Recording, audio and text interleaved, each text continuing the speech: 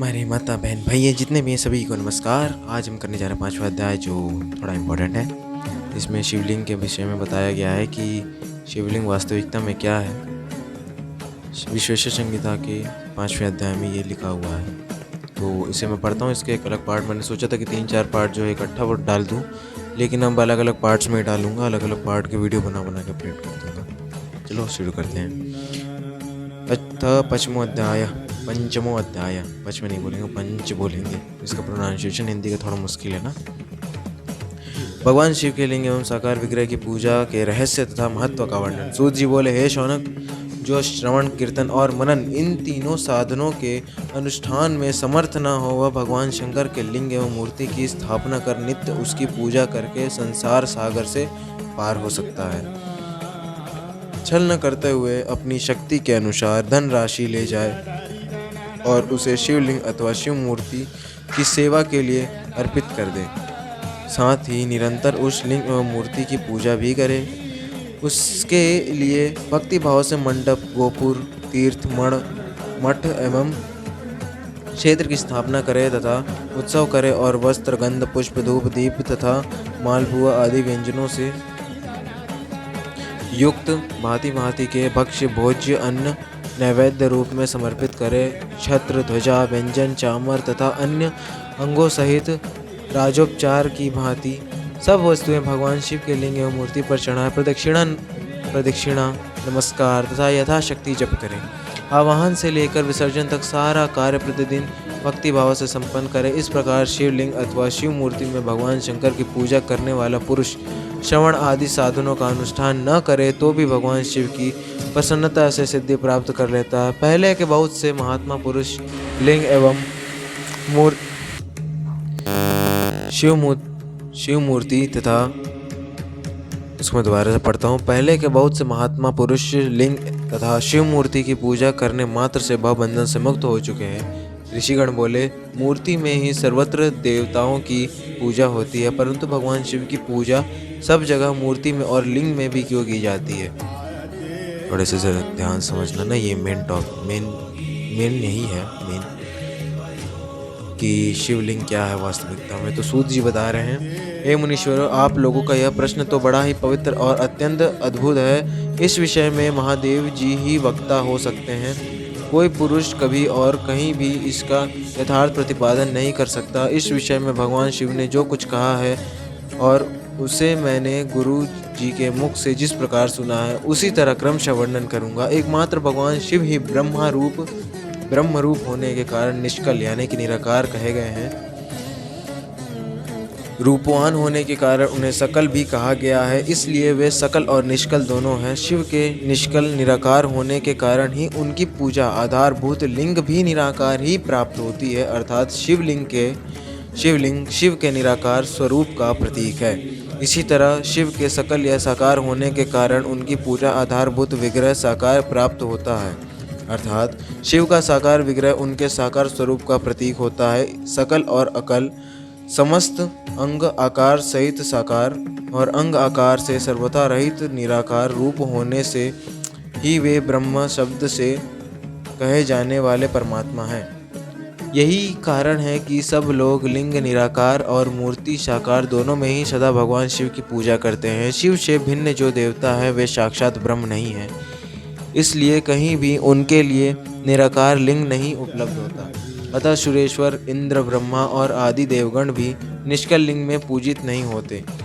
सभी देवगण ब्रह्म न होने से अपितु सगुण जीव होने के कारण केवल मूर्ति में ही पूजे जाते हैं। शंकर के अतिरिक्त अन्य देवों का जीवत्व और सदाशिव का ब्रह्मत्व वेदों के सारभूत उपनिषदों से सिद्ध होता है।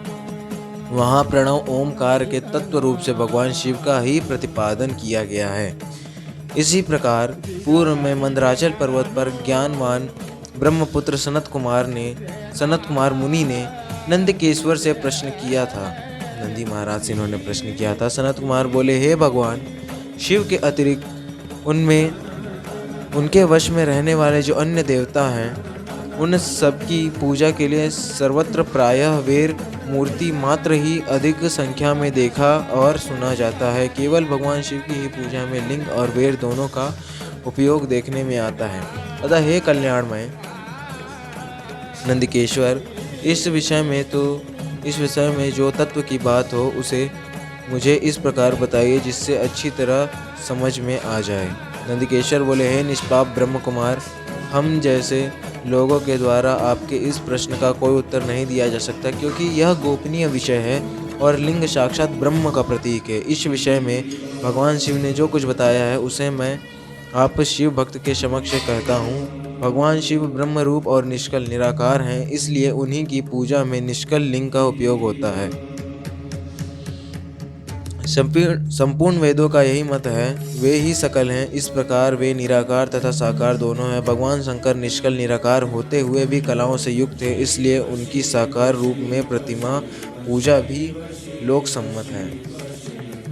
शंकर के अतिरिक्त अन्य देवताओं में जीवत्व तथा सगुणत्व होने के कारण वेद के मत में उनकी मूर्ति मात्र में ही पूजा मान्य है। इसी प्रकार उन देवताओं के आविर्भाव के समय उनका आविर्भाव मतलब उनके प्राकट्य हो सकता है। आविर्भाव का इसका मतलब मेरे को नहीं पता, तो मैं नहीं बता सकता। हाँ, बाकी इसका मैं तो फोटो डाल ही दूंगा, आप देख लीजिएगा। इस प्रकार हाँ, इसका मतलब भी बता दीजिएगा क्योंकि मुझे इसका मतलब नहीं पता है। इसी प्रकार उन देवताओं के आविर्भाव के समय उनका समग्र साकार रूप प्रकट हुआ था, जबकि भगवान सदाशिव के दर्शन में साकार और निराकार ज्योति रूप दोनों की ही प्राप्ति होती है। सनत कुमार बोले, हे महाभाग, आपने भगवान शिव तथा दूसरे देवताओं के पूजन में लिंग और वेर के प्रचार का जो रहस्य विभाग पूर्वक बताया है वह यथार्थ है। इसलिए लिंग और वेर की आदि उत्पत्ति का जो उत्तम वृत्तांत है उसी को मैं इस समय सुनना चाहता हूँ। हे योगेंद्र, लिंग के प्राकट्य का रहस्य सूचित करने वाला प्रसंग मुझे सुनाइए। नंदिकेश्वर बोले, हे वत्स, आपके प्रति प्रीति के कारण मैं यथार्थ रूप में वर्णन करता हूँ, सुनिए। लोक विख्यात पूर्व कल्प के बहुत दिन व्यतीत हो जाने पर एक समय महात्मा ब्रह्म और विष्णु परस्पर लड़ने लगे। उन दोनों के अभिमान को मिटाने के लिए त्रिगुणातीत परमेश्वर ने अपने मध्य में निष्कल स्तंभ के रूप में अपना स्वरूप प्रकट किया। जगत का कल्याण करने की इच्छा से उस स्तंभ से निराकार परमेश्वर शिव ने अपने लिंग चिन्ह के कारण लिंग का आविर्भाव किया। उसी समय से लोक में परमेश्वर शंकर के निर्गुण लिंग और सगुण मूर्ति की पूजा प्रचलित हुई। शिव के अतिरिक्त अन्य देवों की मूर्ति मात्र में ही कल्पना हुई। वे देव प्रतिमाएं पूजित हो नियत शुभ कल्याण को देने वाली हुई और शिव का लिंग तथा उनकी प्रतिमा दोनों ही भोग और मोक्ष देने वाली हुई। इस प्रकार शिव महापुराण के अंतर्गत प्रथम विश्वेश्वर संहिता में शिवलिंग की महिमा का वर्णन नामक 5वां अध्याय पूर्ण हुआ। तो ये वीडियो थोड़ा इम्पोर्टेंट है ना। इसका एक काम कर तो मैं एक शॉर्ट में बना देता हूँ, इसकी तो मैं प्लेलिस्ट अलग से बना ही दूँगा। और अब से कोशिश करूँगा कि ये इसके जो छोटे छोटे अध्याय हैं ना, इन सबको एक ही पार्ट में कर दूँ, ताकि देखते रहिएगा, सपोर्ट और धर्म को बढ़ाएं। और जो कहते हैं ना कि ये शिवलिंग बॉडी का पार्ट है, ऐसा है वैसा है, तो उनके मुंह में ये वीडियो फेंक के मारो। कह देना कि विश्वेश्वर संहिता के 5वें अध्याय में ये साफ साफ लिखा हुआ है कि ये कोई शरीर का अंग नहीं, ये उनका चिन्ह है, प्रतीक है, वो स्वयं ही बाबा है। सीधा कहना। जय माता जी की, हर हर महादेव।